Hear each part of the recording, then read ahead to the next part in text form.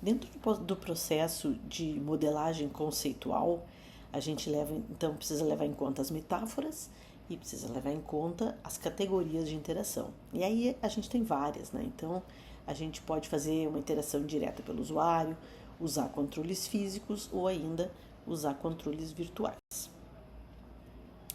A interação direta com o usuário, ela basicamente depende de a gente mapear naturalmente, de forma natural e intuitiva, uma ação que o usuário está acostumado a fazer e a forma como essa ação resulta lá no mundo virtual. Né? Então, para exemplificar, dar um exemplo aqui, né, de interação direta do usuário, o melhor exemplo que a gente tem a dar é o uso da mão virtual.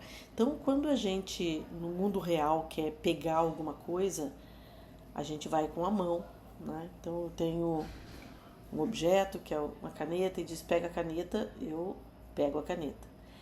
No processo de pegar a caneta, né, eu levo a minha mão aberta até o objeto, e quando eu chego no objeto, eu fecho a mão, pego ele. Né? Para eu largar o objeto, eu abro a mão e eu largo. Né? Então, vê que essa é uma interação que é super natural para um ser humano. Porque a gente faz isso na vida real, né? Pega isso, pega aquilo. Tudo é com a mão, a gente vai, pega. Né? Então, quando eu vou criar uma interface onde eu preciso fazer uma ação, que é exatamente isso, tem que pegar um arquivo de uma pasta e coloca o arquivo na outra pasta. O natural é eu levar minha mão, pegar o arquivo, arrastar até o outro lado. Né? Então, isso me traz um esforço cognitivo baixo. Se eu preciso pensar, não, eu preciso clicar em cima de um arquivo ou dar um comando, isso vai me exigir um esforço cognitivo e, portanto, vai fazer minha interface ser menos intuitiva.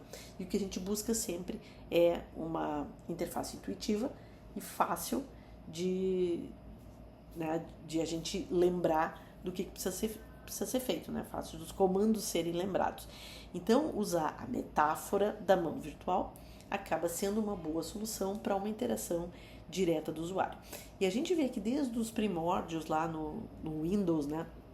Quando ele apareceu, e mesmo alguns aplicativos que rodavam ali, aplicativo de desenho, etc., o próprio sistema operacional acaba considerando isso. O mouse, né, quando a gente arrasta o nosso cursor em uma tela, né, ele em geral aparece como uma setinha, a menos que eu esteja fazendo uma tarefa onde é suposto eu pegar alguma coisa. Então ele troca, aparece uma mãozinha parecida com essa que a gente está enxergando aqui, né?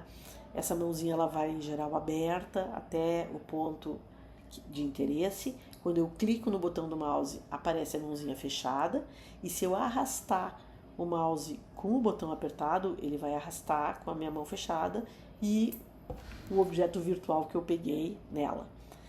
E eu movo então o cursor até o lugar onde eu quero largar o objeto, e quando eu chego lá, eu solto o botão do mouse e a mão aparece novamente aberta, e aí o objeto foi largado. Então, isso faz todo sentido, né?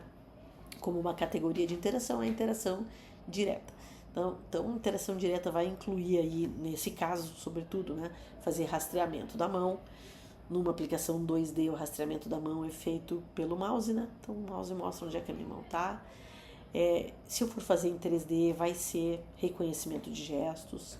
Se eu estiver apontando para alguma coisa, né, apontar também é uma interação direta do usuário. Porque quando pergunta onde é que está tal coisa, a gente mostra, está ali, está lá. Então, também, né, o apontamento precisa ser rastreado. A direção do olhar é uma outra forma da gente especificar um parâmetro de interação, né? A gente olha para a pessoa com quem a gente está falando, a gente olha para o objeto selecionado.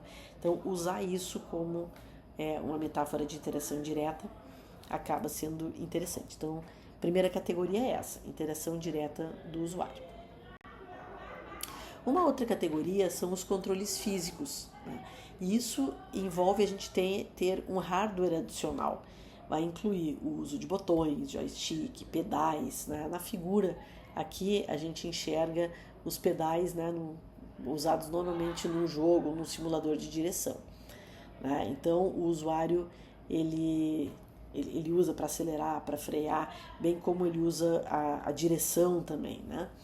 Então, usar esses artifícios aí dos controles virtuais também nos ajuda a criar uma boa interface, né? Então, direção talvez seja o exemplo mais óbvio assim da gente entender, né? Então, com isso eu aumento bastante a minha sensação de presença no mundo virtual e diminuo essa questão do esforço cognitivo.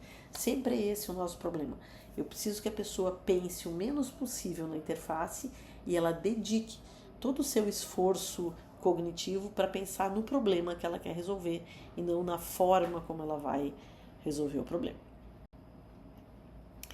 Como contraponto aos controles físicos, a gente também tem os controles virtuais, né? Ou seja, numa tela eu consigo gerar o que eu quiser e aí eu fico ilimitado aqui, né? Então tem que a gente vê um exemplo do controle virtual que é a criação de um teclado e isso, né, é óbvio que um teclado virtual ele nunca é tão confortável como um teclado físico, a gente digita mais rápido no teclado físico. Em compensação, ele se adapta às nossas necessidades, né? A gente vê isso nos nossos celulares, o tecladinho ele muda dependendo do que a gente está fazendo, dependendo da língua que a gente escolheu, então ele é totalmente adaptável. Às vezes ele é um teclado só numérico, às vezes ele é um teclado alfanumérico, né? Mas os controles virtuais, eles nos trazem muita flexibilidade, isso é um ponto positivo, com a desvantagem de não nos dar esse retorno sensorial, né, do tato que os controles físicos nos dão, né?